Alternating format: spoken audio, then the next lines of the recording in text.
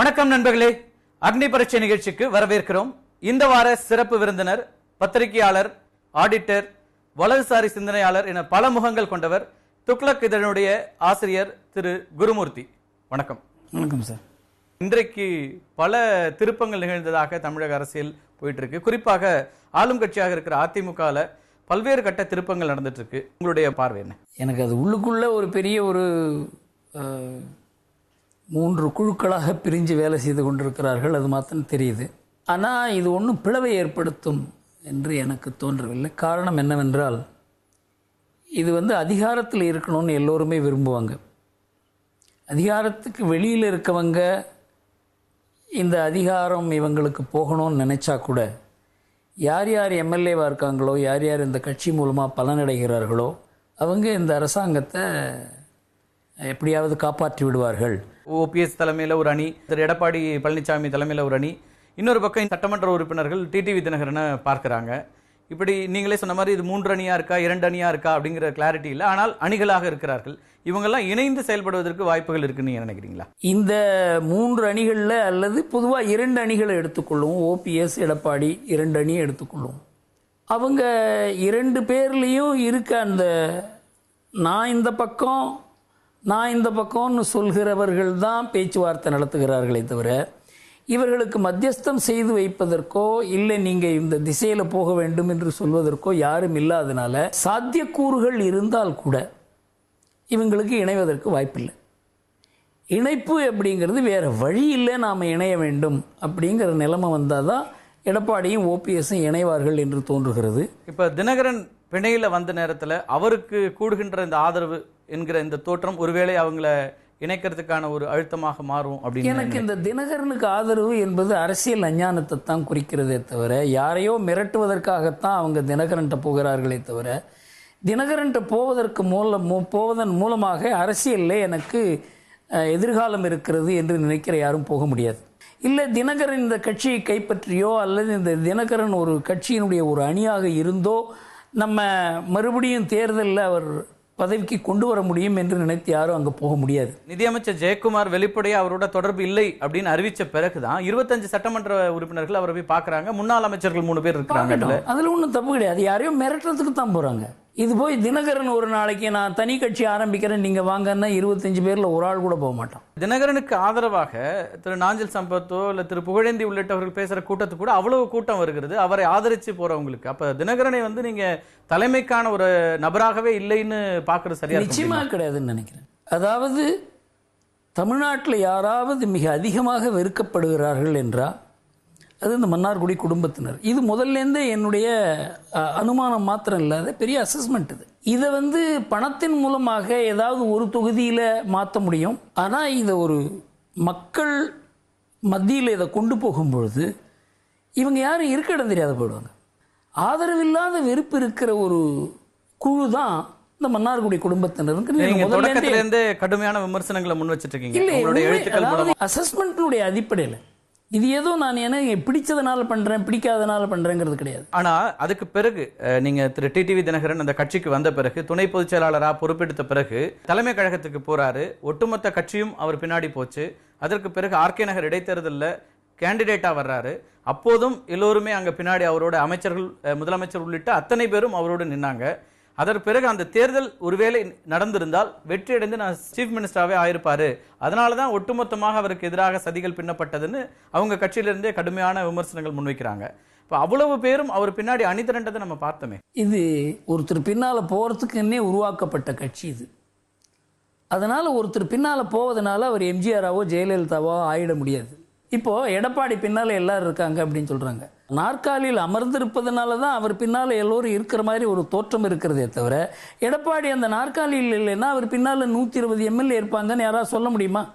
அதனால இன்றைக்கு அதிமுக தலைமை இல்லாத ஒரு கட்சி. அந்த நிலைமையில தான் தினகரனோ அல்லது சசிகலாவோ மட்டுமே இந்த கட்சியை வழிநடத்த முடியும்னு அவங்க நம்பக்கூடிய இடம் வருகிறதாங்கிற கேள்வி வருது. முதல்ல அப்படிதான் நினைச்சாங்க. சசிகலாவால் தானே கட்சியே பிரிந்தது. இப்போ தினகரனால் தானே கட்சி பிரிந்து இருக்கிறது. இவங்க பின்னால தானே போனாங்க. ஏன் இந்த கட்சியை இணைத்து வைத்துக் கொள்ள முடியல? சசிகலா பின்னால்தான் எல்லோரும் நின்றார்கள். ஏன் சசிகலாவால் கட்சியை இணைத்து வைத்துக் கொள்ள இன்னைக்கும் சசிகலாவை பற்றி பேசுவதற்கு ஒரு அமைச்சருக்கு கூட இது வரல. யாருமே அவரை பத்தி பேசல. இப்ப தினகரனை ஒதுக்கி வைக்கிறோம்னு சொல்றவங்க கூட, அது முதலமைச்சரும் முதலமைச்சரின் சார்பாக பேசுகிற திரு ஜெயக்குமார் உள்ளிட்ட யாருமே சசிகலாவை குறித்து பேச தயங்குகிறார்கள். அல்லது பொதுச் செயலாளர் பத்தி பிரச்சனையே இப்ப இல்ல. திரு சி.வி. சண்முகம் சொல்றாரு, அவருக்கு தான் எல்லா உரிமைகளும் இருக்கிறது, நடவடிக்கை எடுக்கிறது பொதுச் செயலாளர் தான் பண்ண முடியும்னு புதிய தலைமுறை பேட்டியில் நான் என்ன சொல்றேன், இவங்க யாருமே தலைவர்கள் கிடையாது.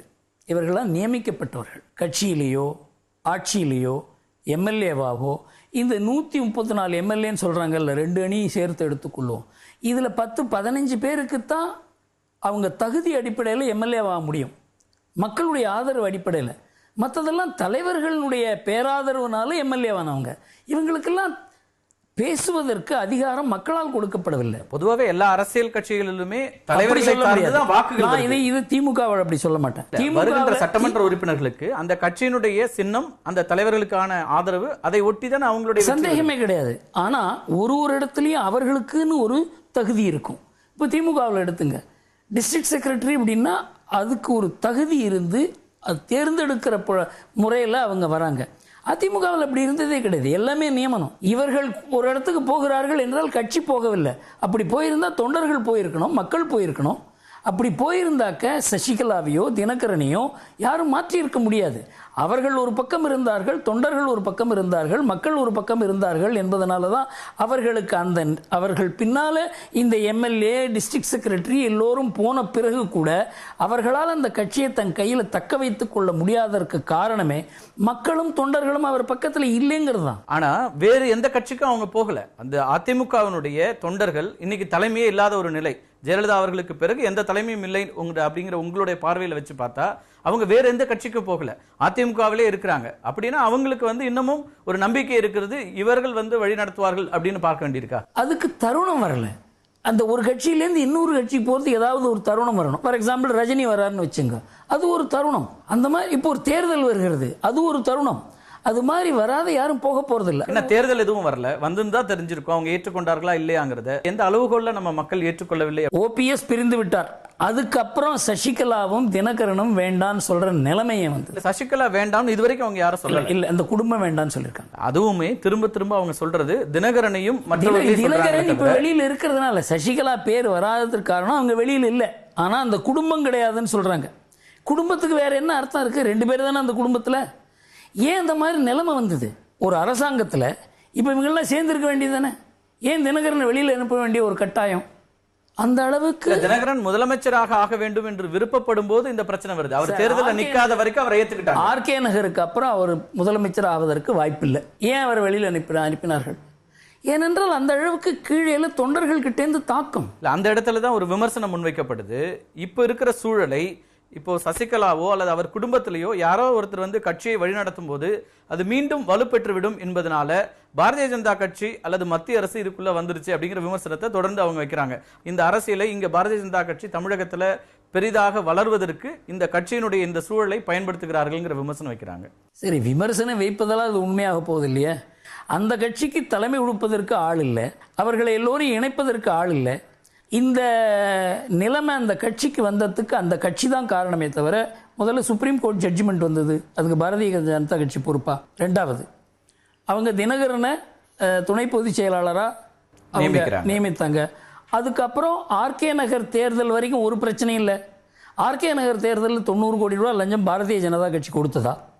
சரி, அப்போ கூட எலெக்ஷன் கமிஷன் எப்படியாவது தேர்தலை நடத்திவிட வேண்டும் என்று தான் நினைத்தார்கள். பத்திரிகைகள், ஊடகங்கள் தான் வெளியில் கொண்டு வந்தீர்கள். அப்போது எலெக்ஷன் கமிஷன் இன்கம் டேக்ஸ் டிபார்ட்மெண்ட்டுக்கு எழுதினாங்க, அப்பா இதெல்லாம் நடக்கிறது என்ன தெரியல அப்படின்னு. உடனே இன்கம் டேக்ஸ் டிபார்ட்மெண்ட் ரைட் பண்ணாங்க, அதில் இந்த பேப்பர்லாம் கிடைச்சது. இதை பாரதிய ஜனதா கட்சி தயார் செய்ததா? நீங்க சொல்ற அத்தனையும் சரி. ஆனால் சின்னம் முடக்கப்பட்டதற்கு அல்லது இது போன்ற விஷயங்கள்ல அப்புறம் ஒரு செலக்டிவ் ரெய்டு நடத்தப்பட்டது, ஒரு குறிப்பிட்ட தலைவர்கள் மட்டுமே குறிவைக்கப்பட்டு அவர்கள் வீடுகளில் வருமான வரித்துறை சோதனை நடத்தப்பட்டது.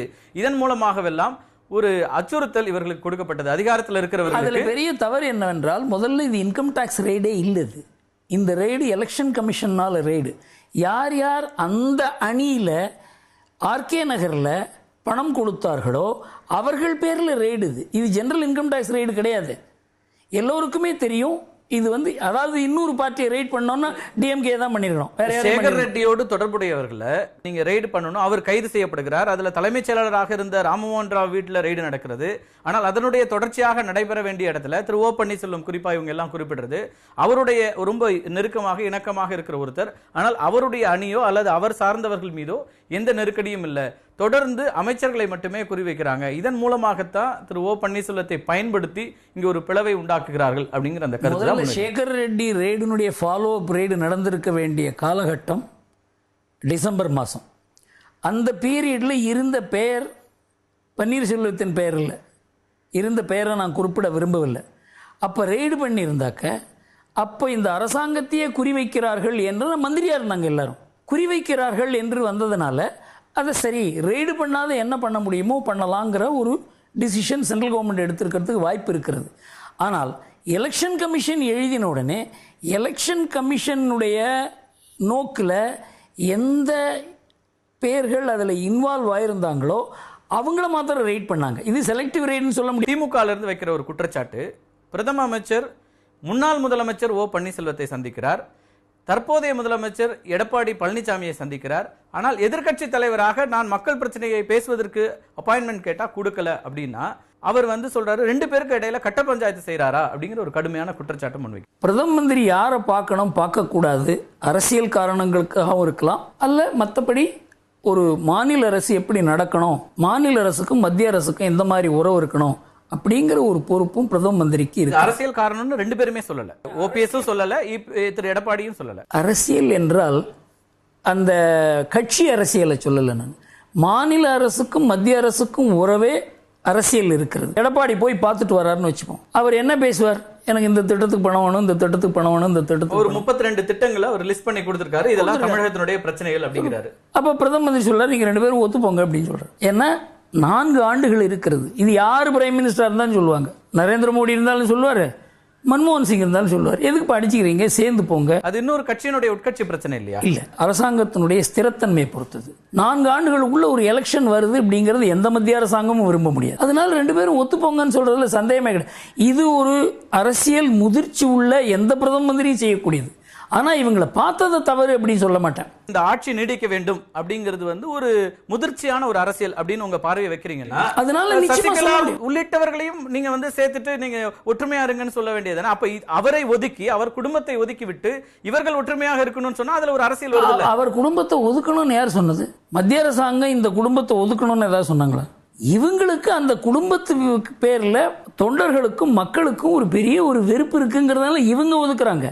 மத்திய அரசாங்கம் செய்யக்கூடிய பயன்படுத்தி இப்படியான ஒரு கருத்து உருவாக்கப்படும். மத்திய அரசாங்கம் செய்யக்கூடிய காரியமா இது? இவங்க பேர்ல மக்கள் ஆதரவு இருந்ததுன்னா மத்திய அரசாங்கம் இதை பற்றி நினைச்சு கூட பார்க்க முடியாது. இது ஏன் சொல்றாங்க அப்படின்னாக்க இதை செய்ய முடியும், ஆனா மத்திய அரசாங்கம் பண்ணாங்க, மக்கள் பண்ணியிருக்காங்கன்னு சொல்லக்கூடாது. இதை இன்னொன்னு, ஸ்டாலின் முக்கியமா விவசாயிகள் பிரச்சனை எடுத்தார். விவசாயிகள் பிரச்சனை மாநில அரசனுடைய பிரச்சனை, பார்க்க மாட்டேன்னு முடிவு பண்ணிட்டார் ஏற்கனவே பிரதம மந்திரி. இவர் விவசாயிகள் பிரச்சனை இல்லாத தமிழ்நாட்டினுடைய திட்டங்களை நான் வைக்க போறேன் அப்படின்னு சொல்லியிருந்தா இவருக்கு நிச்சயமாக அவருக்கு அந்த வாய்ப்பு கிடைச்சிருக்கும். காவிரி பிரச்சனையோ அல்லது முல்லை பெரியாறு பிரச்சனையோ 2 மாநில சார்ந்த பிரச்சனைகளாக மாறுகின்றன. அப்படி இருக்கும்போது அது வெறும் மாநிலத்தோட முடிஞ்சிடாதுல, மத்திய அரசாங்கத்தினுடைய ரோல் அதுல வருது. விவசாயிகள் பிரச்சனைன்னு விவசாயிகள் போராட்டம் நடந்த போது பிரதம மந்திரி ஒரு முடிவு எடுத்தார். இது மாநில அரசனுடைய பிரச்சனை, மத்திய அரசாங்கம் கொள்கை வகுக்க முடியுமே தவிர. அந்த விவசாயிகள் கேட்டது கடன் உள்ளிட்டவற்றை தள்ளுபடி செய்யணுங்கிற விஷயத்துல மத்திய அரசாங்கத்தினுடைய பங்கு வேணும்னாங்க. அதை பார்க்கலங்கிறது ஒரு பக்கம் இருக்க, எதிர்க்கட்சி தலைவர் ஒரு அனைத்து கட்சி கூட்டம் அல்லது அவருடைய நட்பு கட்சி கூட்டத்தை போட்டுட்டு நாம் பிரதமரை பார்க்கணுங்கிறாரு, விவசாயிகள் பிரச்சனைகளுக்காக பார்க்கிறேன் என்கிறார். இதுல காவிரியில தண்ணி வராததான் இருக்கிறதுலே அடிப்படை பிரச்சனை. கர்நாடகாவோடு பேசுவது என்பது மாநிலம் சார்ந்தது இல்லையே, மத்திய அரசும் தலையிட வேண்டிய சந்தேகமே கிடையாது. ஆனா விவசாயிகளுடைய போராட்டத்தை முன்னிட்டு வைத்ததுனால தான் அவங்களுக்கு அந்த, ஏன்னா அதுல பிரதம மந்திரி தலையிட விரும்பல. ஏன் அந்த முடிவு எடுக்க கூடாது? அவர் பிரதம மந்திரி முதல் மந்திரியே பார்க்க மாட்டேன்ட்டார் அந்த இஷ்யூல. இதே மாதிரிதான் எடப்பாடி போய் விவசாயிகளை அவர் பார்த்தாரே தவிர பிரதம மந்திரி பார்க்கல. இன்ஃபேக்ட் பிரதம மந்திரி பேர்ல ஒரு குற்றச்சாட்டே, ஏன் விவசாயிகளை பார்க்கல, ஏன் பார்க்க கூடாது? அந்த மாதிரி ஒரு மாநிலத்திலேருந்து வந்து அங்க போய் போராட்டம் பண்ணாங்கன்னா பிரதம மந்திரி அது ஒரு காரியத்தை தான் பண்ணி கொண்டிருக்க முடியும். மாநில அரசுக்கு தான் விவசாயம், விளைநிலங்கள், இது சம்பந்தப்பட்ட எல்லா பொறுப்புகளும் மாநில அரசனுடைய பொறுப்பு. ஒட்டுமொத்த இந்தியாவுக்கும் பிரதமர் அவர். அவர் எல்லா மக்களுக்குமான பிரச்சனைகளையும் அவர் வந்து தீர்க்கக்கூடிய இடத்துல இருக்கிறாரு. விவசாயம் என்பது மிகப்பெரிய ஒரு செக்டாராகவும் இருக்கு. குறிப்பா தமிழ்நாட்டில் 140 வருஷத்துக்கு பிறகு பெரிய வறட்சி. அப்போ மிகப்பெரிய அளவிற்கு விவசாய தற்கொலைகளை முதல் முறையா நம்ம பார்க்கிறோம் இந்த ஆண்டுல. அப்படி ஒரு சீரியஸ்னஸ் இருக்கிற ஒரு பிரச்சனையில பிரதமர் நிச்சயமா கவலைப்பட மாட்டார். மகாராஷ்டிராவில் 3 ஆண்டுகளுக்கு ஒரு முறை இந்த மாதிரி வறட்சி வருகிறது. அந்த மாதிரி மகாராஷ்டிராவிலேருந்து போய் ஒரு அஜிடேட் பண்றாங்கன்னு வச்சுக்கோ. இந்த மாநில அரசனுடைய பிரச்சனையை பூரா மத்திய அரசு எடுத்துக்கொண்டால் மத்திய அரசு மாநில அரசு வேண்டாங்கிறான். இல்ல திரு ஐயா கண்ணு சில விஷயங்களை குறிப்பிடுறாரு. இதெல்லாம் மத்திய அரசு தான் தலையிட்ட செய்ய முடியும், மாநில அரசனுடைய கட்டுப்பாட்டிலே இல்லாதது. அப்படிங்கிறதுனாலதான் நாங்க வந்து டெல்லியில வந்து எங்களுடைய போராட்டத்தை நடத்துகிறோங்கிறார். அவர் போராட்ட வழிமுறைகள்ல மாற்று கருத்துக்கள் இருக்கலாம், ஆனால் விவசாயிகளுடைய பிரச்சனையில போராட்டம் நடத்துற தேவை இருக்கும்போது அதை என்னன்னு கேட்பதுல என்ன தவறு இருக்கு? அதுதான் சொல்றேன். அதை சென்னையில் இந்த போராட்டத்தை நடத்தி நீங்க மாநில அரசு போய் மத்திய அரசு கிட்ட கேட்க வேண்டும் என்று சொல்ல முடியுமே தவிர, மத்திய அரசை வந்து நீங்க போய் நேரடியாக கேட்டால் இது மாதிரி நடந்தது. 1988ஆம் வருஷம் மகேந்திர சிங் திகாயத் ஒரு 5 லட்சம் பேரோட வந்து போட் கிளப் ஏரியாவில் அமர்ந்து 10 பேர் அந்த போராட்டத்தில் அங்கேயே செத்து போனாங்க. அவங்களை அங்கேயே எரிச்சாங்க. ஒரு பெரிய அளவுக்கு ஒரு அராஜகம் நடந்தது. இது காரணம் என்னவென்றால் மத்திய அரசை நேரடியாக கேட்க வேண்டும் என்றால் இங்கேருந்து 100 பேர் போவாங்க, ஹரியானாவிலேருந்து 5 லட்சம் பேர் வருவாங்க. நடக்குமா? அது அரசாங்கமே நடக்காது. இல்ல தனிநபர்களை சந்திக்கிறார். பிரபலமாக இருக்கிற தனிநபர்கள் பல்வேறு பிரச்சனைகளை மாநிலம் சார்ந்த பிரச்சனைகளை கொண்டு போகும்போது சந்திக்கிறார். ஆனால் இது போன்ற பிரச்சனைகளை நேரடியாக சந்திக்கிற விவசாயிகளையோ அல்லது வேறு அமைப்புகளையோ சந்திப்பதில் பிரதமருக்கு என்ன சிக்கல் இருக்கு? அதுதான் சொல்றேன். இந்த அஜிடேஷன் வரும்போது அவர்களை பார்க்க ஆரம்பித்தால் எல்லோரையும் வாங்க டெல்லியில வந்து நீங்க போராட்டம் நடத்துங்க அவங்களுக்கு அழைப்பு கொடுக்கிற மாதிரி ஆகாதா? இல்ல டெல்லியில போய் இந்த வயசில் 60 வயசுக்கு மேல எல்லாருமே 60 வயதுக்கு மேற்பட்டவர்கள் அப்படி போராட வேண்டிய நிலை ஏற்பட்டிருப்பது என்பதும் வெறும் மாநில அரசுடைய நிலை கிடையாது. வருந்தத்தக்க விஷயம்தான். அதற்காக மத்திய அரசு அந்த பொறுப்பை எடுத்துக்க முடியாது. அதான் சொல்றேன்னா இங்கேருந்து 100 பேர் அந்த பொறுப்பை தட்டி கழிக்கவும் முடியாது. தட்டி கழிக்கல, அந்த பொறுப்பு இல்லவே இல்லை. அதை எப்படி தட்டி கழிக்க முடியும்? திரு ரஜினிகாந்த் அரசியல்ல முழுமையாக தன்னை ஈடுபடுத்திக் கொள்வாரா? உங்களுடைய பார்வை எப்படி? அதாவது அதுலேயும் ஒரு கட்டாயம் இருப்பதனால தான். அதாவது அதற்குண்டான சூழ்நிலை, அதற்கு ஒரு கட்டாயம் இருக்கிறது. இப்போ ஒரு சூழ்நிலை உருவாவதனால மாத்திரம் ஒருத்தர் அரசியலில் போகணும்னு நினைக்க போறதில்லை. அது ஒரு சூழ்நிலை என்பது ஒரு அழைப்பிதழ் தான். ஆனால் மனசுக்குள்ள அவருக்கு ஒரு கட்டாயம் இருக்கிறது என்று தோன்றுகிறது. தமிழ்நாட்டுக்கு நாம் ஏதாவது செய்ய வேண்டும், அந்த மாதிரி ஒரு மனதில் ஒரு சூழ்நிலை இருப்பதாக நான் நினைக்கிறேன், கணிக்கிறேன். அதனால அவர் வருவதற்கு வாய்ப்பு இருக்கிறது.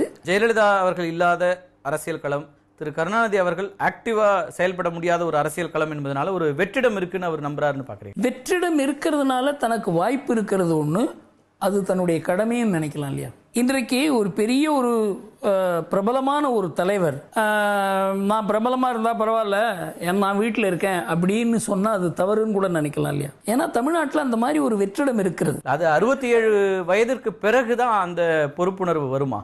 இல்ல, அந்த சமயத்தில் தான் வெற்றிடம் வந்திருக்கிறது. சரி, இந்த வயசுல எனக்கு எதுக்கு பொறுப்புன்னு நினைக்கலாம் இல்லையா? அவர் இனிமே ஒரு பெரிய பதவியோ அவருக்கு ஒரு பிராபல்யமோ தேவையில்லை. இன்றைக்கு அவர் ஏதாவது நினைத்தால் ஒரு நல்லது செய்ய வேண்டும் என்று நினைத்துதான் வர வேண்டுமே தவிர, மற்றபடி அவருக்கு தனிப்பட்ட ஒரு ஆசையினால் அவர் வருவார் நான் நினைக்கல. ஒரு 44 ஆண்டுகளாக தமிழ்நாட்டில் இருக்கேன், ஒரு தமிழனாகவே நான் இருக்கிறேன், என்னை வெளியில நீங்க தூக்கி போட்டா நான் இமயமலைக்கு தான் போக முடியும், வேற இடம் இல்லை அப்படின்லாம் தமிழ் அப்படிங்கிற அடையாளத்தோடு தன்னை அவர் அடையாளப்படுத்திக்கிறாரு. இது எல்லாமே வழக்கமா அரசியல்வாதிகளை செய்யற ஒரு விஷயம், அதனை பார்க்க வேண்டியிருக்குது. அப்ப அவரும் ஒரு வழக்கமான தேர்தல் அரசியலுக்கு தயாராயிட்டாரா? இல்ல, அவர் தமிழ் சினிமா உலகத்தோட முற்றிலும் இணைந்ததுனால அவர் அதை வெளிப்படுத்தினார். ஏன் அரசியல்னு சொல்றீங்க? அது தமிழ் பற்று இருக்கிறது என்பதை இப்போது அவர் வெளிப்படுத்த வேண்டிய அவசியம் என்ன இருக்கு? அவருக்கு தமிழ் பற்று இருக்கிறது, கொண்டாடப்பட வேண்டிய விஷயம், ஒவ்வொரு காலத்திலும் அவர் வச்சிருக்கிறார்னு சொல்லலாம். அரசியலுக்கு வரதுன்னு முடிவு செய்த உடனே அவருக்கு எதிர்ப்பு வரும்போது என்ன சொல்லுவார்? நீ தமிழ் இல்லைன்னு சொன்னா தமிழன் தான் நான் சொல்றாரு. அது என்ன தப்பு? இன ரீதியான அந்த அரசியலுக்குள்ள ஒதுக்கிறது அது அந்த எதிர்ப்பு என்பதை நானுமே முழுமையாக நிச்சயமா ஏற்கல, பலரும் அதை ஏற்கலை. ஆனால் அரசியல் களத்துல அல்லது மக்களுக்கான பிரச்சனைகள்ல இதுவரைக்கும் எந்த விஷயத்திலும் முன்வராத, குறைந்தபட்சம் அவருடைய இண்டஸ்ட்ரியில இருக்கிறவங்களுடைய பிரச்சனைகளுக்கு குரல் கொடுக்காத ஒருவர் திடீர்னு ஒரு நாள் இன்னைக்கு நான் அரசியல்ல இறங்குறேன், உடனடியாக நான் தேர்தல் அரசியலுக்கு வருகிறேன், முதலமைச்சராக ஆகலாம் அப்படின்னா அது சரியா இருக்க முடியுமா? ஏன் சரியா இருக்க முடியாது? என்.டி. ராமாராவ் அதான பண்ணாரு. அவர் பெரிய ஒரு மாற்றத்தை கொண்டு வந்தாரு. ஏன் அந்த மாதிரி கொண்டு வரக்கூடாது? அவரும் கிட்டத்தட்ட இந்த வயசுல தான் பண்ணாரு அதை.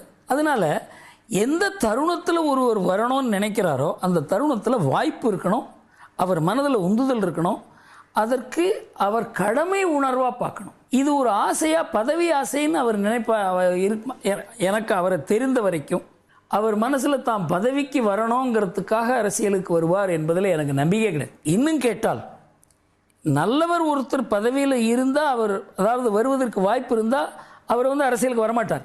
இன்றைக்கு இருக்க நிலைமையில வேற யாரும் கண்ணுக்கு தெரியல. அவர் சில பேரை கூட குறிப்பிட்டார், அதில் சில தவறான பெயரை கூட குறிப்பிட்டிருக்கலாம். ஆனால் அவர் மற்றவர்கள் தலைவர்களாக உருவாவதில் அவருக்கு எந்த விதத்திலையும் அவருக்கு அப்ஜெக்ஷன் கிடையாது. பாரதிய ஜனதா கட்சியிலேருந்து எந்த தலைவரையும் அவர் குறிப்பிடல. நீங்க அந்த பெயர் குறிப்பிட்டதை பத்தி சொன்னதுனால சொல்றேன். தன்னுடைய பேச்சில் அவர் குறிப்பிட்டதுல திரு ஸ்டாலின், திரு சீமான், திரு திருமாவளவன் உள்ளிட்டவர்களை சொன்னாரே தவிர பாரதிய ஜனதா கட்சியிலிருந்து நேர்மையான அரசியல் செய்கிறாங்க அல்லது நல்ல அரசியல் செய்கிறாங்க, ரொம்ப ஈடுபாட்டோடு இருக்காங்க, மக்கள் பிரச்சனைகளை இவங்க அணுகிறாங்க அப்படின்னு எந்த கருத்தையும் எந்த தலைவரையும் முன்வைக்கல. அதை எப்படி பாக்குறீங்க? அது பல பேர் இந்த தமிழிசை சவுந்தரராஜன் மோடி பேரை சொல்லலை அப்படின்னு சொன்னாங்க. நான் மோடி பேரை ரஜினிகாந்த் சொல்லி தான் அவர் வந்து திறமையானவர்னு தெரியணும்னு நினைக்கிறீங்களா? நீங்கள் சொல்ல வேண்டிய அவசியமே கிடையாது. ஏன் அது பாரதிய ஜனதா கட்சி தன்னுடைய தலைவர்கள் பேரை ரஜினிகாந்த் சொல்லணும்னு நினைக்கணும்? அதுவே ஒரு தாழ்வான மனப்பான்மை இல்லையா? கூட்டணியில் விஜயகாந்த் இருந்த போதும் திரு மோடி ரஜினிகாந்த் அவர்களை தான் சென்று சந்தித்தார். திரு அமித்ஷா ரஜினிகாந்தை பார்க்கிறார். எனவே ரஜினிகாந்த் மீது பாரதிய ஜனதா கட்சியினுடைய தேசிய தலைவர்களுக்கும் ஒரு பெரிய மரியாதை அல்லது அவருடைய அங்கீகாரம் இருக்கிறதாக காண்பிக்க வேண்டிய தேவை தமிழ்நாட்டில் இருக்குது அப்படின்னு பார்க்க வேண்டியது. அதாவது ரஜினிகாந்த் அரசியலுக்கும் ரஜினிகாந்துக்கும் சம்பந்தமே இல்லைன்னு நினைக்கிற காலகட்டத்தில் கூட அத்வானிக்கும் அவருக்கும் ஒரு தனிப்பட்ட முறையில் உறவு இருந்தது. ஜோ அத்வானி, ரஜினிகாந்த் அவங்க சந்திச்சிருக்காங்க.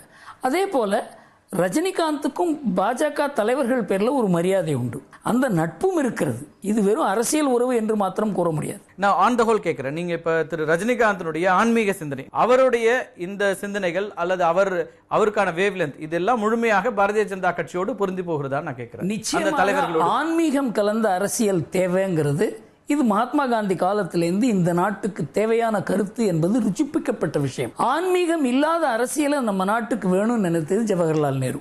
ஆன்மீகத்துக்கு விரோதமான அரசியல் வேண்டும் என்று நினைத்தது பெரியார், திமுக, அந்த வம்சாவளியினர். இன்றைக்கு ஆன்மீகம் அவர்களாலேயே ஏற்றுக்கொள்ளப்பட்டிருக்கிறது, ஆனால் அவர்களால் வெளியில சொல்ல முடியாத ஒரு நிலை. ஏனென்றால் இது ஆன்மீகமான ஒரு நாடு. இது அரசியல் ஒதுக்க ஆன்மீகத்துக்கு மரியாதை அதிகமாகி ஆன்மீகத்தை எந்த கட்சி தனதாக்கிக் கொள்கிறதோ அந்த கட்சிக்கு மரியாதை அதிகமாகிறது. அதனால தானே பிஜேபிக்கு இந்த அளவுக்கு ஒரு வரவேற்பு இருக்கிறது. இல்ல, அங்கேயும் நீங்க வந்து பாரதிய ஜனதா கட்சியை முன்னிறுத்தல, திரு மோடி அவர்களை முன்னிறுத்தி தான் இன்னைக்கு ஆட்சி வந்திருக்கிறது, தனிநபரை முன்னிறுத்தி தான் வந்திருக்கிறது. இந்துத்துவ மூவ்மெண்ட் என்பது எப்பவோ ஆரம்பித்தது. மோடி அதன் ஆட்சிக்கு வந்தது இப்போதானே வர முடியுது. திரு வாஜ்பாய் காலத்துல வந்திருந்தாலும் நான் சொல்றது திரு மோடி அவர்களுக்கு தான் அறுதி பெரும்பான்மை வந்திருக்கிறது. இல்ல, 2 MP லோக்சபாவில் இருந்தாங்க 84ல். 89ல் இந்த இந்துத்துவ ஆன்மீகத்தின் மூலமாக 89 ஆறாங்க. அதுல என்ன தெரியுது? மக்களுக்கு இதுல வரவேற்பு இருக்கிறது. அது படிப்படியாக உயருகிறது. இது மோடியினால வந்தது என்று சொல்ல மாட்டேன். மோடியே இதனால உருவானார், அதை வைத்து உருவானார், மாற்று கருத்து இல்ல. இப்போ ஆன்மீகத்துக்கு எதிராக இங்க இருக்கிற அமைப்புகள் வளர்ந்ததும் அப்படிதான் வளர்ந்துருக்குது. 50 ஆண்டுகள்ல திராவிட கட்சிகள் இங்க ஆட்சி பொறுப்பு தமிழ்நாட்டில் 50 ஆண்டுகள் தொடர்ந்து இருந்ததுன்னா ஆன்மீகத்தின் பெயரால் ஏற்படுத்தப்படுகின்ற அடிமைத்தனம் அல்லது ஆன்மீகத்தின் பெயரால் இருக்கிற மூட பழக்க வழக்கங்களுக்கு எதிராக இவர்கள் குரல் கொடுத்தது தானே இவங்களை ஏற்றுக்கொள்ள வைத்ததாக பார்க்க வேண்டியது. அதனாலதான் எம்ஜி ராமச்சந்திரன் 1982ல் மூகாம்பிகா கோயிலுக்கு போனார். மூடத்தினத்தால் தான். இவங்க வந்து ஒரு குறிப்பிட்ட ஜாதியை வந்து அரசியலாக்கி அவங்கள டார்கெட் பண்ணி அதன் மூலமாக அரசியல் செய்தார்களே தவிர இந்த தெய்வ நிந்தனை என்பது இந்து நிந்தனை தான். இத முஸ்லிமையோ கிறிஸ்டியனையோ அவங்க நிந்தனை பண்ணது கிடையாது. அதனால இந்த ஆன்மீக விரோத அரசியல், இந்து விரோத அரசியல், அதை அதிமுக உடைத்தது. அதுதான் முக்கியம். 1977க்கு அப்புறம் இந்த நாட்டில் திராவிட ஆன்மீக விரோத அரசியல் தமிழ்நாட்டில் குறைஞ்சு போச்சு. ரஜினி தனிப்பட்ட முறையில கட்சி தொடங்குவார்னு நினைக்கிறீங்களா அல்லது வேறு ஏதாவது ஒரு கட்சியில தன்னை இணைத்துக் கொள்வாரா? எதற்கு வாய்ப்புகள் அதிகம் நினைக்கிறேன்? எனக்கு அவர் தனியாக தொடங்குவார் என்றுதான் தோன்றுகிறது. ரஜினிகாந்த் விட்ட இடத்துல விஜயகாந்த் தொடங்கினார். அவரும் 12% வாக்குகளுக்கு மேல பெற முடியாத ஒரு சூழல் இருந்திருக்கிறது. உதாரணத்துக்கு நம்ம அவரை வச்சு பார்க்க நான் தனிப்பட்ட யாரையும் நான் வந்து இவரால நடக்கும் இவரால நடக்காது அப்படி சொல்ல மாட்டேன். விஜயகாந்தால நடக்கல, அவ்வளவுதான். அதனால ரஜினிகாந்தால நடக்காது அப்படிங்கிற வாதத்தை நான் இருக்கல. திரு ரஜினிகாந்தை முழுமையாக பாரதிய ஜனதா கட்சிக்குள்ள சேர்ப்பதற்கு அல்லது இணைப்பதற்கான தொடர் அழுத்தங்களோ அல்லது தொடர் முயற்சிகளோ தொடர்ந்து நடந்து கொண்டே இருக்கிறது. அவர் அதை ஏற்றுப்பாரா? அது ரஜினிகாந்த் தான் முடிவு பண்ணணும். பாரதிய ஜனதா கட்சி ரஜினிகாந்த் தன்னோட சேர வேண்டும் என்று நினைப்பது ஒரு இயற்கையான ஒரு நினைப்பாக கருதக்கூடாதா? இவர் நம்மோட வரணும் அப்படின்னு. அதை முடிவு பண்ண வேண்டியது ரஜினிகாந்த் தானே. 3 ஆண்டுகளை பாரதிய ஜனதா கட்சி நிறைவு செய்திருக்கிறது. ஆனால் கால்நடைகளை விற்பதற்கு சில நெறிமுறைகளை புதிதாக கொண்டு வந்து அது நாடு முழுக்க பல்வேறு விதமான கடுமையான ஒரு அதிர்வலைகளை உண்டாக்கி இருக்கிறது. ஒரு வளர்ச்சி அரசியல் பேசிக் கொண்டிருக்கிற இடத்துல ஜிடிபி growth குறைஞ்சிருச்சு இதெல்லாம் சொல்ற நேரத்துல அவற்றை கவனிப்பதை விட கால்நடைகளை விற்பதற்கான நெறிமுறைகளை வகுப்பது அல்லது அதன் மூலமாக ஒரு எதிர்மறையான எண்ணங்களை உருவாக்குவது என்பது சரியான ஒரு அணுகுமுறையா? சீன அரசாங்கம் மாமிசம் உண்பதை பாதியா குறைக்கணும்னு சொல்லியிருக்காங்க. இந்தியா ஜனநாயக நாடு. பாரிஸ் கிளைமேட்டுக்கு முன்னால மீட்டுக்கு முன்னால வாரம் ஒரு நாளாவது எல்லோரும் மாமிசம் உண்பதை கைவிட வேண்டும். ஏன் காரணம் என்னன்னா மாமிச உணவின் மூலமாகத்தான் சுற்றுச்சூழல் அதிகமாக பாதிக்கப்படுகிறது. இது முதல்ல முக்கியம். பல எண்ணங்களை சேர்த்து இந்த நாட்டிலேருந்து வெளிநாட்டுக்கு மாடுகள் கொண்டு போய் வெட்டப்படுகின்றன. இதெல்லாம் நேபாளில் நடக்குது, வங்கதேசத்தில் நடக்கிறது. இதெல்லாம் பார்த்துவிட்டு இதற்கு ஒரு நெடுநாளைய திட்டம் தேவை. அதற்காகத்தான் இதை உருவாக்கி இருக்கிறார்களே தவிர இதுல இந்துத்துவத்தை கொண்டு வருவது பெரிய தவறு. இறைச்சி ஏற்றுமதியை நீங்க தடுக்கல, இறைச்சி ஏற்றுமதி அப்படியே இருக்கிறது. ஆனால் கால்நடைகளை விற்பதற்கு விவசாயிகளுக்கு கட்டுப்பாடுகளை அமைப்பதன் மூலமாக யாரை நம்ம நெருக்கிறோம்? இறைச்சி ஏற்றுமதியை தடுப்பதற்கு WTO ரூல்ஸ்ல அரசாங்கத்துக்கு அதிகாரம் கிடையாது. அதனால இறைச்சி உற்பத்தி ஆகிறதவனா தடுக்க முடியுமே தவிர அதான் பண்ணியிருக்காங்க. கால்நடையை வைத்திருக்கிற ஒரு விவசாயி தன்னுடைய கால்நடையை தன்னுடைய மாட்டை சந்தையில போய் விற்பதற்கு இத்தனை கட்டுப்பாடுகளை விதிப்பதன் மூலமாக யாருக்கு நெருக்கடி கொடுக்கப்படும்? நீங்க வாங்குறவங்களை நெருக்கடிக்கு உள்ளாக்குங்க, அல்லது அதை கள்ளச்சந்தையில கொண்டு போய் விற்கிறவர்கள் அதையெல்லாம் தடுக்கிறதுக்கு ஏஜென்சி இருக்குல்ல. நீங்க மாடுகளை ஒட்டுமொத்தமாக கொண்டு போய் கேரளால வெட்டுறாங்க அல்லது வேறு மாநிலங்களுக்கு கொண்டு போறாங்கன்ற இவற்றையெல்லாம் சொல்லி அதன் மூலமாக இவங்களுக்கு ஒரு நெருக்கடியை உருவாக்க முடியுமா? அவங்க ஒன்றும் பெருசா பண்ணல. அவங்க என்ன பண்ணிருக்காங்கன்னாக்க இந்த கால்நடைகளை விற்பதற்கு ஒரு சர்டிபிகேட் வேணும்னு சொல்றாங்க. 3 இடத்துல சர்டிபிகேட் வாங்கணும், 3 அதிகாரிகளிடம் சர்டிபிகேட் வாங்கணும். அதுக்கப்புறம் இவர் வாங்குறவர் இறைச்சிக்காக வாங்கவில்லைங்கிற ஒரு லெட்டர் அவர் கொடுக்கணும், இவர் கொடுக்கணும். வாங்குறவர் எதுக்காக வாங்குறாருன்னு விற்கிறவருக்கு தெரியாது. அந்த அஷூரன்ஸ் எப்படி தர முடியும்? என்ன தவறுன்னு தெரியல எனக்கு. கால்நடைகளை விற்பதற்கும் வாங்குவதற்கும் கட்டுப்பாடு வைப்பதில் என்ன தவறுன்னு எனக்கு தெரியல. எதற்காக நீங்க கால்நடை வதை செய்வதை தடுப்பதற்காக அப்படின்னு இல்ல, கால்நடைகளை பாதுகாக்க வேண்டும். 10 கோடி விவசாயிகளுக்கு 2.5 ஏக்கர் நிலத்துக்கு தான் நிலம் இருக்கு. அதுல 80% மேல டிராக்டர் கிடையாது. அவங்களுக்கு மாட்டு சாணம் தான் தேவை, கோமூத்திரம் தேவை, அவங்களுக்கு ஏறு ஓட்டி ஆகணும். இந்த மாடுகளுக்கெல்லாம் அதிகம் விலை கொடுக்க அவங்க இதெல்லாம் மாட்டை விற்கிறது நல்லது வைத்துக் கொள்வதை விட என்கிற ஒரு கட்டாயம் ஏற்படும் பொழுது அவங்க மாட்டை விற்கிறாங்க. சாமானியர்களுக்கு நம்ம இவ்வளவு விஷயங்களை பொருளாதார ரீதியாக கட்டுப்பாடுகளை விதிக்கிற ஒரு அரசாங்கம் மற்ற எல்லா இடங்கள்லயும் எவ்வளவு ரிலாக்ஸேஷன் கொடுக்குறாங்கன்னு தெரியுது. இதுல நீங்க ஒரு தனிநபராக அவருக்கு ஒரு கால்நடையை அவர் விற்க போறதே அதிகப்படியான தேவைக்கு தான் விற்பார். எல்லாருக்குமே அந்த மாடு மேல அவ்வளவு பாசம் இருக்கும். யாரும் அப்படி வளர்க்கிற யாரும் அப்படியே கொண்டு போய் வித்துட்டு நினைக்க போறதில்ல. அவங்க வீட்டுல ஒரு தேவைக்காக விற்கிற ஒரு விஷயம் தான். இன்னொரு பக்கம் நீங்க சமீப காலத்துல அந்த விற்கிறதெல்லாம் விவசாயிகள் கொண்டு விற்கல, விவசாயிகள்ட்ட இந்த புரோக்கர்ஸ் வாங்கி கொண்டு விற்கிறாங்க. அதுதான் தடுத்திருக்கு. எங்க ஊர்ல வியாழக்கிழமை மாட்டு சந்தையில விவசாயி தான் நேரா போய் விற்கிறாங்க. நிறைய இடங்கள்ல விவசாயிகள் விற்கிறாங்க. இன்றைக்கு தடுக்கப்படல. நான் என்ன சொல்றேன், முக்கியமா அவங்க எல்லைப்புறத்தில் இருக்க அந்த சந்தைகளை தான் டார்கெட் பண்ணிருக்காங்க. அதெல்லாம் தடுக்கிறதுக்கு ஏஜென்சிஸ் இருக்கு நிறைய. சரி, அதையெல்லாம் தடுத்துற முடியும். அரசாங்கம் இந்த முடிவு பண்ணிருக்காங்க, மக்களுக்கு பிடிக்கல. அரசாங்கத்தை நீங்க அந்த அரசாங்கத்துக்கு ஓட்டு பண்ணி அந்த அரசாங்கத்தை நீங்க பதவியிலிருந்து இறக்கலாமே. தேர்தல் வரும்போது அந்த முடிவுகளை மக்கள் எடுப்பார்களா இல்லையா நம்ம காத்திருக்கட்டும். ஆனால் தேர்ந்தெடுக்கப்பட்டதனாலேயே மக்களுடைய விருப்பத்திற்கு மாறாக அல்லது வெகு மக்கள் உண்கின்ற ஒரு உணவுக்கு மாறாகவோ ஒரு முடிவை அரசாங்கம் எடுத்துட முடியுமா? இந்த பிரச்சனையே 2 இடத்துல தான் வந்திருக்கு. இது இருக்கிறது தமிழ்நாட்டிலையும் கேரளாவிலையும் தான். கேரளாவில் கூட குறைச்சல், பெங்கால்ல இந்த இடத்தை தவிர கேரள முதலமைச்சர் கடுமையாக எதிர்ப்பு பதிவு பண்ணிருக்கிறாரு. வழக்குக்கு நான் போறேன். மக்கள் அளவுல திராவிட நாடுன்னு அவங்க தான் ட்விட்டர்ல ட்ரெண்ட் ஆக்குறாங்க. இருக்கட்டும். அதனால அதாவது ஒரு குறிப்பிட்ட பகுதியில் இது தேவை. ஏன்னா கேரளாவில் இந்துக்களே பசுமாம்சம் சாப்பிடுறாங்கன்னு சொல்றாங்க. அதனால அந்த இடத்துல எதிர்ப்பு இருக்கலாம். ஒரு எதிர்ப்பு இருப்பதனாலேயே ஒரு சரியான திட்டத்தை கொண்டு வரக்கூடாது என்று சொல்லுகிற ஒரு அரசாங்கம் இருக்கு பாருங்க. அந்த அரசாங்கத்துல சனியா நீங்க சொல்றதுல இருந்து அந்த பசு மாமிசம் உண்பதை தடுப்பதற்கான மறைமுக கட்டுப்பாடுகள் அப்படின்னு சொல்ல முடியும். பசுவை பாதுகாப்பது, பசு மாமிசம் உண்பது உட்கொள்வதை குறைக்கணும்னு நினைக்கலாம், அதை தடுக்கணும்னு யாரும் நினைக்க போறதில்லை. ஏன்னா அது தனிநபர்களுடைய விருப்பம் தானே. உணவு என்பது தனிநபர்களோட விருப்பம். நான் என்ன உண்பது உண்ண வேண்டும் என்பது. உலகம் பூரா அந்த ட்ரெண்ட் இருக்கு. உலகம் பூரா பசுமாமிசம் உண்பதை குறைக்க வேண்டும் என்பது எல்லா அரசாங்கமும் நினைக்கிறாங்க. அமெரிக்காவில் நினைக்கிறாங்க, ஸ்பெயின்ல நினைக்கிறாங்க, யூரோப்பியன் யூனியன் நினைக்குது, இது எல்லாத்துக்குமே காரணம் பெரிய சுற்றுச்சூழலுக்கு பெரிய ஆபத்து வருகிறது. மாமிசம் உண்பதோ அல்லது மாட்டுக்கறி உண்பது என்பதோ புதிதாக இன்னைக்கு வந்துடல, தொடர்ந்து எல்லா காலகட்டங்களிலும் இருக்கிறது. அப்போதெல்லாம் இல்லாதது இன்னைக்கு சுற்றுச்சூழல் சார்ந்து இந்த விஷயங்களை உள்ள கொண்டு வரதன் மூலமாக என்னவென்றால் 1961 இதுவரைக்கும் உலகத்தில் எந்த அளவுக்கு ஜனத்தொகை அதிகமாக இருக்கோ அதை விட 3 மடங்கு மாமிசம் உண்பது அதிகமாயிருக்கு. இதனால சுற்றுச்சூழலுக்கு பெரிய ஆபத்து ஏற்பட்டிருக்கிறது. இந்த மாமிசம் உண்பதை உலகம் பூரா குறைக்க வேண்டும் என்பதுதான் இன்றைக்கு சுற்றுச்சூழலை பற்றி பாதுகாப்புல யார் யாருக்கு அதுல ருச்சி இருக்கிறதோ அவர்கள் எல்லாம் கூறுகிறார்கள். இது நம்ம நாட்டில் 3 காரணங்கள் இருக்கிறது. மாமிசத்தை உண்பதை குறைக்க வேண்டும் என்பது ஒன்று. 2வது, நம்ம விவசாயத்தை பாதுகாக்கணும்னாலும் இதை பாதுகாத்தாகணும். கூடங்குளம் அணு உலை அமைப்பதனால சுற்றுச்சூழலுக்கு மிக கடுமையான பாதிப்பு இருக்கிறதுன்றாங்க. அதுக்காக கூடங்குளம் அணு உலையை நம்ம வேணான்னு சொல்லலையே. அப்படியான திட்டங்களை கொண்டு வரோம், மேல மேல திட்டங்களை கொண்டு வரோம், நாட்டினுடைய முன்னேற்றம்னு சொல்றோம். ஆனா தனிநபர்களுடைய உணவின் மூலமாக இந்த சுற்றுச்சூழல் பாதிப்பு அப்படிங்கறது ஏற்க முடியுமா? இது 6 லட்சம் கிராமம் சம்பந்தப்பட்ட பிரச்சனை. இந்த பசு, காளை, எருமை இதெல்லாம் 6 லட்சம் கிராமம், கிட்டத்தட்ட 60% நம்ம நாட்டினுடைய விவசாயத்தை சார்ந்த மக்களை சம்பந்தப்பட்ட பிரச்சனை. கூடங்குளங்கிறது ஒரு பர்டிகுலர் இடத்தை பற்றிய பிரச்சனை. கூடங்குளம் மட்டுமே இல்ல, இன்னைக்கு ஒரு ஏர் கண்டிஷனர் பயன்படுத்துறது மூலமா ஓசோன்ல ஓட்ட வருதுன்றாங்க. ஏர் கண்டிஷன் நம்ம பேன் பண்ணிட முடியுமா? அதுக்காக அதிகம் வரி போடுறாங்க.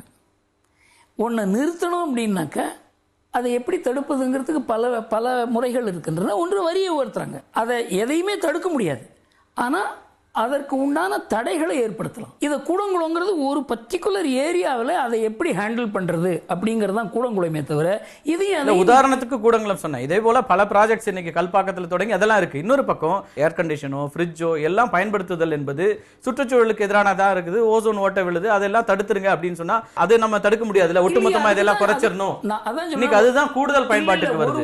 ஒரு நாடும் ஒரு விதிமுறைகள் கொண்டிருக்கு. பிரேசில்ல உங்க அந்த ரியோ டி ஜெனிரோ அந்த ஊருக்கு உள்ள காரை கொண்டு வரக்கூடாதுன்னு சொல்றாங்க. அது மாதிரிலாம் கட்டுப்பாடு, அதெல்லாம் ஃபேண்டசி சார்ந்த விஷயங்கள். ஆனால் அடிப்படையான உணவு விஷயத்துல இப்படியான கட்டுப்பாடு சரியா? இது சுற்றுச்சூழலுக்காகத்தான். ஏன்னா அங்க பொல்யூஷன் லெவல் ரொம்ப அதிகமாகி ஊருக்குள்ள கொண்டக்கூடாது. இப்போ மற்ற ஊர்ல அதிக புரோட்டீன் இருக்கிற ரொம்ப குறைந்த விலையில கிடைக்கிற ஒரு உணவை எடுத்துக்கொள்கிற அந்த உரிமையை நாம் பறிக்கிறது சரியா? சுற்றுச்சூழல் என்கிற பேரால நம்ம அவர்களுக்கான ஒரு நெருக்கடியை உண்டாக்குறது சரியாங்கிறது. இது நீங்க முதல்ல இந்த சுற்றுச்சூழல் இது மாமிசத்தின் மூலமாக தான் புரோட்டீன் கிடைக்கிறது அப்படிங்கறதெல்லாம் மாறிவிட்டது. ஒரு காலத்தில் வாழைப்பழத்தை சாப்பிடக்கூடாதுன்னு சொன்னாங்க. புரோட்டீன் அதிகமா இருக்கிறது வாழைப்பழத்தில் தான் ஆய்வுகள் கூறுகின்றன. ஆக உணவு இதுதான் எடுத்துக்கொள்ள வேண்டும் என்கிற ஒரு முடிவை அரசாங்கம் எடுக்கிறது. அரசாங்கம் எடுக்கல, இது அரசாங்கம் எடுப்பதாக எதிர்க்கட்சி கூறுகிறது. இல்ல, நீங்க சொல்ல இதை குறைக்க வேண்டிய நடவடிக்கைகளை அரசாங்கம் எடுக்குது. உலகம் பூரா பண்றாங்க. அதாவது இது நீங்க எல்லா விஷயங்களும் உலகத்துல இருக்கிற நாடுகள் செய்து நம்ம செய்யறது இல்லையா? பல விஷயங்களை நம்ம மாறுபடுகிறோம், முரண்படுகிறோம், அல்லது ஆண்டாண்டு காலமா இருக்கிற விஷயத்தை மாத்துறோம். இல்ல, உலகம் பூரா இதை செய்ய வேண்டியதுக்கு காரணம் ஒன்று. நம்ம நாட்டையும் அந்த காரணம் பாதிக்குது. இது எந்த அரசாங்கமும் யோசிச்சா இன்றைக்கு நாம இந்த பசுக்களை நாம பாதுகாக்கவில்லை என்றால் 25 வருஷம் கழிச்சு நாம பால் இறக்குமதி செய்வோம். இதை பசு உற்பத்தியை கூட்டுவோம்.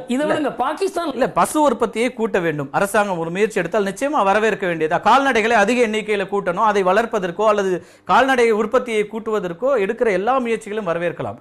ஆனால் அது இன்னொரு பக்கம் போய் இதை தடுக்கிறோம் அப்படின்றது இருக்குல்ல. நீங்க உற்பத்திக்கான நடவடிக்கைகள் எடுப்பதை விட்டுவிட்டு இருக்கிற மாடுகளை நாங்க விற்பதை தடுக்கிறோங்கிறது தான் அரசாங்கத்தினுடைய நிலைப்பாடு. நான் என்ன சொல்றேன், நம்ம நாட்டில் கால்நடைகள் நமக்கு வேண்டிய அளவுக்கு கால்நடைகள் இருப்பதற்கு மக்கள் தான் காரணமே தவிர அரசாங்கம் காரணம் கிடையாது. தமிழக அரசாங்கம் இலவச கால்நடைகளை கொடுக்கிறாங்க. சரி, அதை மக்கள் தான் பாதுகாக்கணும். அரசாங்க அதிகாரிகள் செய்ய முடியாது. அந்த பழக்க வழக்கம் மக்களுக்கு முக்கியம். மாடோட இருக்க பழக்கம் இருக்கு பாருங்க, அந்த மாடை மனிதனா நினைச்சா தான் அதோட இருக்க முடியும். அந்த உணர்வுகளோடு தான் இந்த நாடு வளர்ந்து. நிச்சயமா யாருமே பால் நிற்கிற மாட்டை மட்டும்தான் விற்கிறாங்களே தவிர மாமிசத்திற்குன்னு வேறு எந்த விவசாயியும் மனசு நிச்சயமா கொடுக்கறதே கிடையாது. நான் இன்னொன்னு சொல்றேங்க, பால் மறந்த பசு இருக்கு பாருங்க, அதை வெட்டுவது பாவம்னு நினைக்கிறவங்க லட்சக்கணக்கான கோடிக்கணக்கான பேர் இருக்காங்க. அதை பாதுகாக்கட்டும், வாங்கி பாதுகாக்கிறார்கள். இந்த முறை இருக்கிறத, அந்த சட்டம் இருக்கிறது, அது அதிகமாக அந்த பழக்கத்தை அதிகமாக. திரு தயாநிதி மாறன், கலாநிதி மாறன் மீதான அந்த வழக்குல போதுமான வேகத்துல விசாரணை நடக்கிறதுன்னு நினைக்கிறீங்களா? அந்த வழக்கினுடைய நிலை என்னவாக இருக்கு? இதுவரையிலும் நடக்கல, அதுல ஒன்றும் சந்தேகமே இல்லை. அதற்கு பல காரணங்கள் இருக்கின்றன. ஒன்று, சிபிஐ இதை ரொம்ப சீரியஸாக எடுத்துக்கொண்டார்கள். அந்த ப்ரீவியஸ் டைரக்டர் இருந்தவர்களும் சீரியஸாக எடுத்துக்கொள்ளவில்லைன்னு எனக்கு தோன்றுகிறது. இப்பொழுது அது சீரியஸாக நடக்கும் என்றும் தோன்றும். இதுல முழுமையாக தங்களை விடுவிக்க வேண்டும் என்று அவங்க பெட்டிஷன் போடுறாங்க. அதற்கான வாய்ப்புகள் இருக்கிறதா? தங்கள் மீது அதிகப்படியான ஒரு குற்றம் சுமத்தப்பட்டது அல்லது எவ்வளவு லாஸோ அதை நாங்க கட்ட தயாரா இருக்கோம் அப்படின்னும் போது அவர்கள் மேல வேற என்ன குற்றம் இருக்க முடியும்? 2.7 கோடி ரூபாங்கிறதெல்லாம் தப்பு. அது கிட்டத்தட்ட 500 கோடி ரூபாய் அப்படிங்கிறத அவங்க அசஸ் பண்ணி அதை சொன்னாங்கன்னா கோர்ட்டுக்கு 500 கோடி ரூபாய் கொடுத்துட்டு ஒருத்தரும் நான் லஞ்சம் கொடுத்த பணத்தை நான் திருப்ப கொடுத்துட்றேன் அப்படின்னு சொன்னாக்க அவங்க குற்றம் செய்யவில்லை என்ற அர்த்தம் கிடையாது. இதெல்லாம் அர்த்தமில்லாத வாதம். 500 கோடி ரூபாய் எந்த அடிப்படையில் இந்த குற்றச்சாட்டை முன் வைக்கிறீங்க? சிபிஐ இவ்வளவுதான் சொல்லியிருக்காங்க. இல்ல, சிபிஐனுடைய முதல் ரிப்போர்ட் 440 கோடி ரூபாய் அவங்களுடைய எஸ்டிமேட். ஆனா எஸ்டிமேட் பேசிஸ்ல போடக்கூடாது அப்படிங்கிறதுனால அவங்க கேட்வேல இருந்து பில்ஸ் எல்லாம் எடுத்து அதுக்கு ஒர்க் பண்ணிட்டு இருக்காங்க. 2G ஸ்பெக்ட்ரம்ல சொன்ன மாதிரி தான் இருக்கு. எஸ்டிமேட்டட் லாஸ்னு 1.76 லட்சம் கோடியை சொன்னாங்க. ஆனால் கடைசியில் அவ்வளவு இல்ல.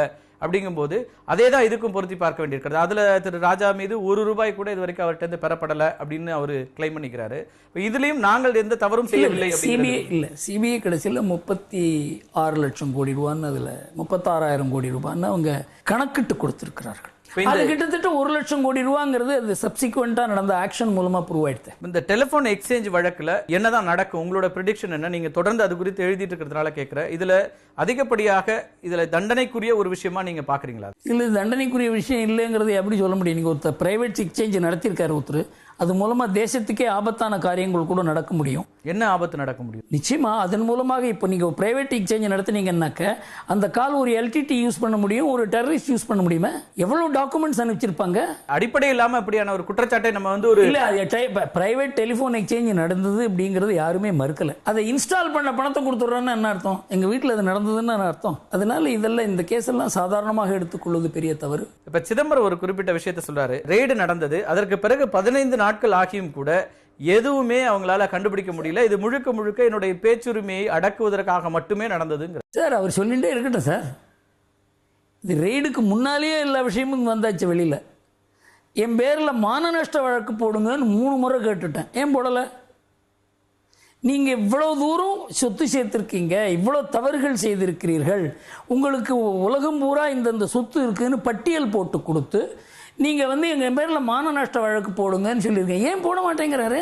திமுக ஒரு பெரிய கூட்டத்தை நடத்தி இருக்கிறது. கருணாநிதி அவர்களுக்கான பிறந்த தின கூட்டம் வைரவிழா சட்டமன்றத்தில்னு சொல்லி நிறைய எதிர்க்கட்சி தலைவர்கள், குறிப்பா ராகுல் காந்தி உள்ளிட்டவர்கள், யெச்சூரி உள்ளிட்டவர்கள் அந்த கூட்டத்தில் கலந்திருக்கிறாங்க.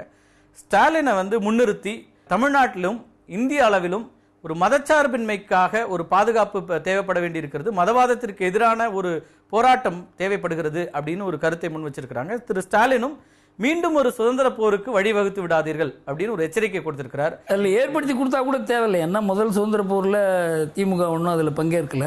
அதனால இன்னொரு சுதந்திர போரில் வேணா அவங்க பங்கேற்கிறதுக்கு ஒரு வாய்ப்பு வேணுமோ என்னவோ. இதெல்லாம் என்னோட கேள்வி. திரு ஸ்டாலினுடைய தலைமையிலான ஒரு செயல் தலைவரா திமுக வந்த பிறகு நீங்கள் ஏதாவது மாற்றத்தை பாக்குறீங்களா? அப்படி என்னுடைய இது என்ன, ரொம்ப நாளைக்கு முன்னாலேயே இது செய்திருக்க வேண்டியது. ஸ்டாலின் அதை வந்து அவரை பொறுத்தவரையிலும் குடும்ப அரசியல்னு சொல்ல மாட்டேன். ஏன்னா அவர் ரொம்ப இளம் வயதிலேயே அண்ணா இருந்த போதே அவர் கட்சியில் இருந்திருக்கார். ஆனால் அவரை இவ்வளவு நாள் வரவிடாது தடுத்தது கருணாநிதி தான்ன்றது என்னுடைய அபிப்பிராயம். இப்போ என்ன ஆயிடுத்துன்னா, கருணாநிதியால் இனிமேல் ஸ்டாலின் தான் எனக்கு அடுத்த தலைவர்னு சொல்ல முடியாத ஒரு நிலைமையில, அவர் சொல்ல முடியாத நிலைமையில இருக்காருங்கிறத எல்லோருக்கும் சொல்வதற்காகத்தான் இந்த பெரிய நிகழ்வுன்னு எனக்கு தோணுது. கருணாநிதி அவர்கள் நல்லதுதான் இவரை அடுத்த கட்டத்துக்கு கொண்டு திமுக கருணாநிதி தலைமையில் எப்படி இருந்ததோ அதை மாதிரி முறையில் ஸ்டாலின் திமுகவை நடத்தினால் திமுகவால் ஒரு பெரிய ஒரு விளைவை ஏற்படுத்த முடியாது, தமிழ்நாட்டு அரசியலில் ஒரு மாற்றத்தை கொண்டு வர முடியாதுன்னு என்னுடைய எண்ணம். இவங்க இந்த சமயத்தில் தான் திராவிட பாரம்பரியத்தை பற்றி பெரிய பெரிய புக்கெல்லாம் போட்டுருக்காங்க. திராவிட பாரம்பரியம் அவ்வளவு மோசமான ஒரு விஷயமா பேசுவது இன்றைக்கு ஈர்ப்பு இல்லை, மோசம்ன்றது இல்லை. ஒரு காலகட்டத்தில் ஒன்றுக்கு ஒரு மக்கள் அங்கே தானே சார் இருக்காங்க, எங்க வெளியில வந்துட்டாங்க, எதை அடிப்படையாக வச்சது? நான் எதை சொல்றேன்னா, மக்கள் சாதாரணமா இன்னைக்கு 100% மாணவர்களுக்கு அரசியல்ல நாட்டமே இல்லை. அவன் தான் எதிர்காலத்தில் ஓட்டு போட போறவன். இப்ப இந்திய எதிர்ப்பு போராட்டத்துக்கு முயற்சி பண்ணாங்க, எத்தனை மாணவர்கள் வந்தாங்க?